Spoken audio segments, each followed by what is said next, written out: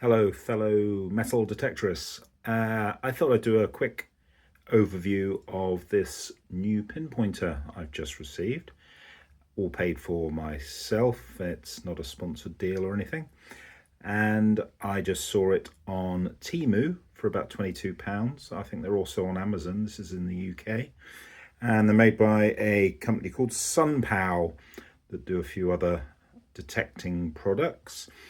This is the NX-GD01 pinpointer. And so let's see what we get in the box. So let's tip it out. Why not? So there is a standard little holster to attach to your belt, which you get with most pinpointers these days. And a little instruction manual, owner's manual. Sure it will come in handy. A lanyard, and that can attach to your belt, save you losing the pinpointer in the field. A USB-C type connector for charging up the pinpointer. And then the pinpointer itself comes in a nice little drawstring bag. And there she blows. And it's got a little screen which has a little removable protective film on it. So the first thing to say about this is it feels exceptionally well made. The plastic quality is really good. It's, not plasticky, shall we say. It's got a nice feel to it. It's quite hefty, actually, not overly, but it's doesn't feel like one of these typical cheap Chinese ones. It feels like a much more expensive pinpointer weight-wise. Okay, so that's general look over it. It's sort of octagonal, I guess, in cross-section, rather than the typical round carrot-style pointers. And it's got 4 buttons on the top and a small screen. So to open the top, you literally just click it up and it folds back. And in there is a watertight, hopefully watertight, rubber cover where the USB-C connector goes. Standard setup, as with a lot of other pinpointers. Connects to the base. There's the cable socket just there. So this is IP68 waterproof, which I believe is about 1.5 meters for 30 minutes. So good enough for most detectorists, unless you're into your diving on wrecks with a detector, then possibly it won't fit the bill. But generally day-to-day stuff out in a muddy field, like most of us do, this should be waterproof. So the general specifications are the model number, which, as we said, is an NX-GD01. It has an operating frequency of 12 kilohertz. It's got vibration only, sound only, and sound and vibration combined. It's got 3 sensitivity types and an 800 milliamp hour battery, 3.7 volt, charges in 4 hours, and a runtime of 8 to 12 hours. Now, obviously, you don't have a pinpointer on for a long period of time when you're using it, so that will probably give you multiple days of detecting off one charge. It's a weight of 170 grams, and it's 9.5 inches long by 1.6 inches at its widest point. So let's have a close-up of the actual interface, and we'll start with the on-off button, which is the one on the left there.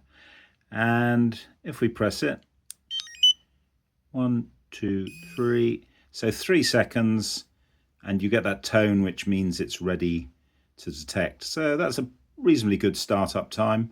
Some of the cheaper pinpointers can take a little bit too long to start up, but 3 seconds is pretty good. Then to the right of the power button, you've got a sensitivity strength button. So you've got 1 dot there, 2 dots, 3 dots. So that's low, medium and high sensitivity. So if you're using it in highly mineralized ground, you might want to lower the sensitivity a little bit. And then the next button up is a button that cycles through the different sound modes. So there you've actually got no sound, no vibration.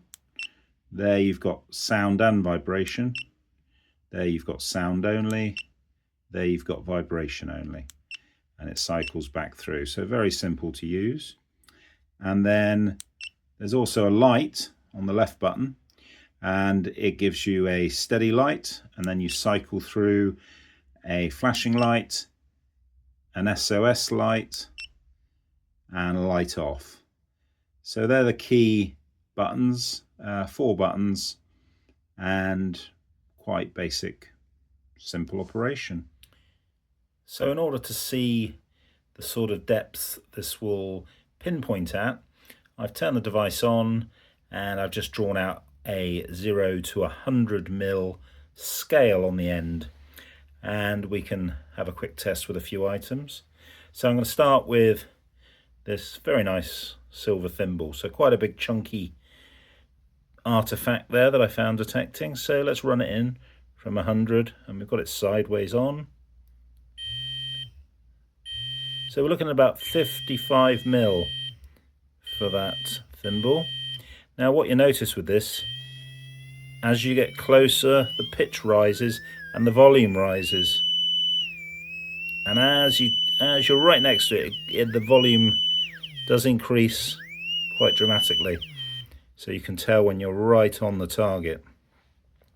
So let's go to a sixpence, and this isn't a pure silver one. It's 1942, so a bit of a mix of metals in there. And so we'll run it in, get closer, and again we're looking about 45 mil.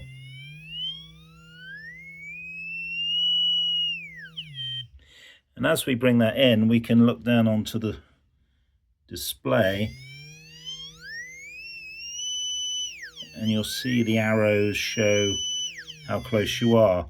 Whether you'll use that or not, I don't know, maybe a bit of a gimmick, but you've got lots of ways, vibration, the tone and the visuals on the screen to show you how close you are to the target. Final little artifact is this hammered coin, silver hammered coin. And again, we'll bring it in from the end. And it's as much thinner than the other things we tested. And even that, we're just coming in at 40 mil. And also to be aware that it will obviously detect on the side as well. So when you're running the pointer around the hole, if the article is in the edge of the hole, it'll pick it up and you can work in from there with the pinpointer.